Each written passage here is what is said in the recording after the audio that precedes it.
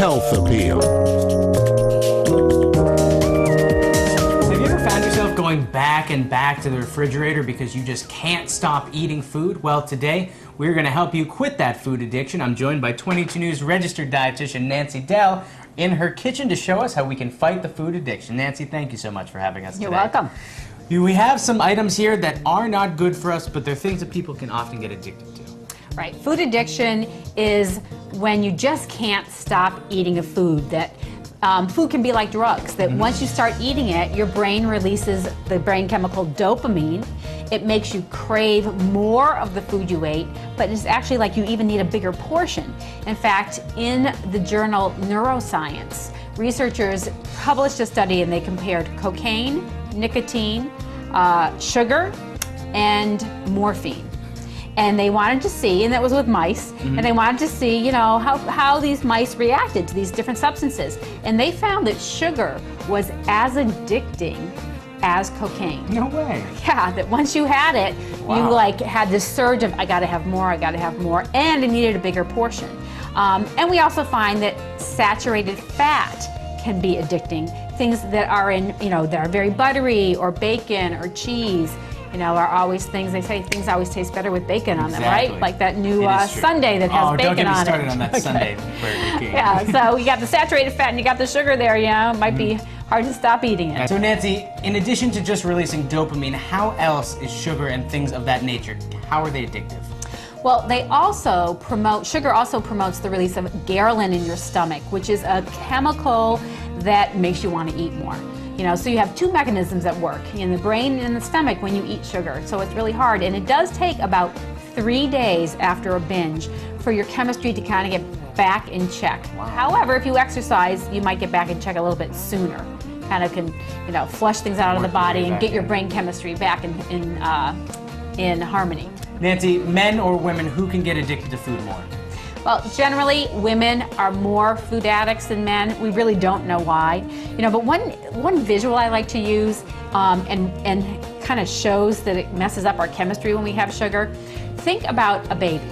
When a baby eats, you know, they're eating, and when they're full, they go, I'm full, and they spit the food out. You know, we often wipe it back in and, you know, wipe it up and shove it back in, and we say, no, okay, you know, the baby spits it out and they've had enough.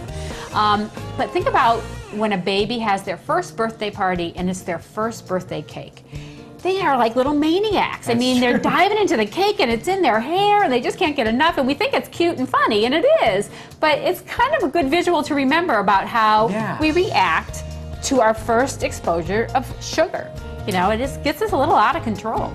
So you were saying earlier it's worse than cocaine, it's a bad habit. How can we kick it? You have a 5-step process. Yeah, there's actually a 5-step process similar to what you do if you wanted to quit smoking, okay? Step 1 is set a date today for about a month out when you think you want to stop your addiction to sugar. That gives you time to kind of clean out your house and get yourself mentally prepared. And then step 2 is record the 3 reasons why you want to quit, and carry those with you and read them several times a day so that you remember when you're tempted by something, you know, that wait, no, I have a class reunion in July or something like that. I mean, I even do that, you know, like if there are certain things around the house, like even if I have dark chocolate around the house, I might put a little Post-it on there to say, no, you don't want to eat this because you have you know, you're going to the beach in 2 weeks or whatever. And if you don't record it, you don't have that piece of physical evidence that you really need to help you. Because if you just make a mental note, you're apt to forget it. You do forget, you know, and that's why it's good to keep something on there. Step number 3 is clean your environment of the food triggers. That means if you don't buy cookies, you're not going to eat cookies. If you don't buy the sugar stuff, you're not going to eat it.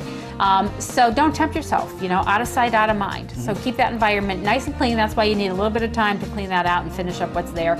If you have other members of the family that really want it, I say tell them to have it at work. Give them a Rubbermaid container and say, keep it in your room, I don't want to see it, because out of sight, out of mind.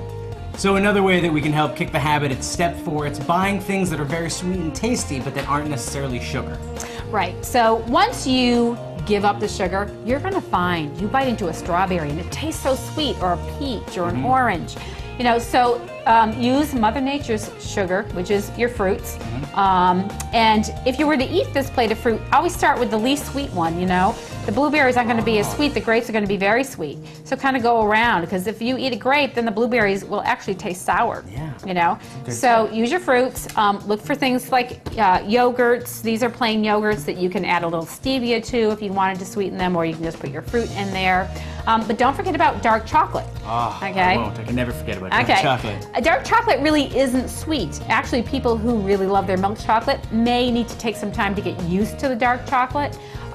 So it's not going to be as addictive because it's not sweet. You can kind of have just one piece and say, that was enough, because it actually can be a little bit bitter. So if you have those foods around, that would be step number 4. And the last step is to exercise. Exercise is crucial. Exercise releases your feel-good brain chemicals. The same kind of chemicals that you would crave, you know, that would make you crave the sweets and everything. But if you exercise, you kind of get that runner's high type of thing, and then you won't need the carbohydrates and the sweets in order to, you know, satisfy yourself. Also, if you did have a binge, when you exercise, it does kind of reboot the computer. If you think about the sugary foods as being a virus that you put into this perfectly programmed computer, then the exercise is cleaning it out and getting the virus out of there and balancing your hormones again.